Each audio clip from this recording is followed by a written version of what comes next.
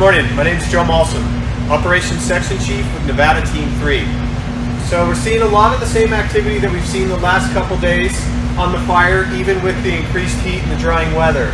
We're continuing to see the same fire activity in Echo, and we still have that little portion open on the west side of Alturas Lake.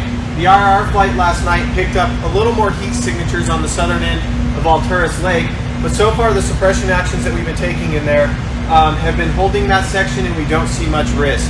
The fire continues to burn upslope and back into itself, and we don't anticipate any growth outside of our designated control lines. As we move over into Division Mike and Division Oscar, today we're going to start seeing a big backhaul mission come out of there, as well as the next couple days too.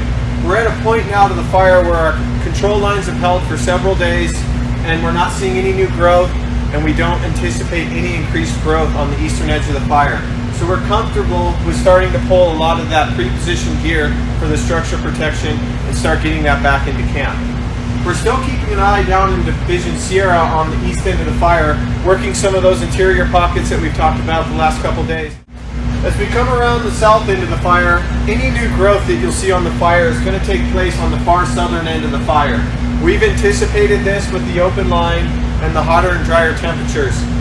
So far we don't anticipate any large fire growth on that southern end, but it's going to continue to make small pushes each day.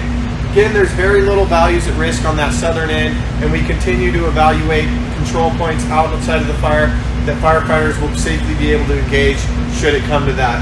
But again, we don't expect any large growth on that southern end. That's all I have for you today. Thank you.